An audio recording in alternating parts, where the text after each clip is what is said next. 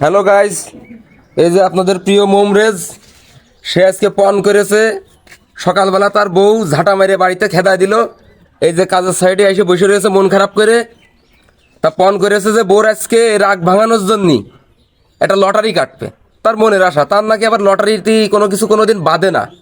তা যাই হোক, এই যে ভাইরা লটারি নিয়ে রেডি আছে, অনেক দর্শকই এই জায়গায় এসে। তার কি বাদে?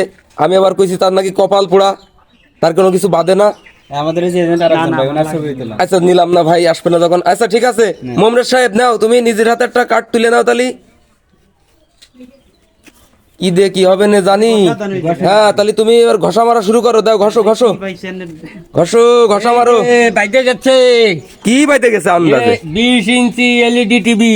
কথা কান কলি কি এই যে অরিজিনালি? হ্যাঁ, এই কই যে। দেখি দেখি দেখি, দাঁড়া দাঁড়া দাঁড়া।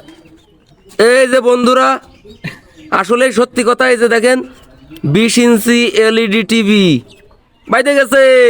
মোমরেজ মোমরেজ, তাহলে তোমার আজকে বাড়ি যে ভাত হবে, তুমি বিছনায় উঠতে পারবা, ঘরে উঠতে পারবা। যাই হোক, কোনো সমস্যা নেই। এখন কি তুমি কি খুশি? তুমি- এই তোর না ওর দে যার বাইতে সে।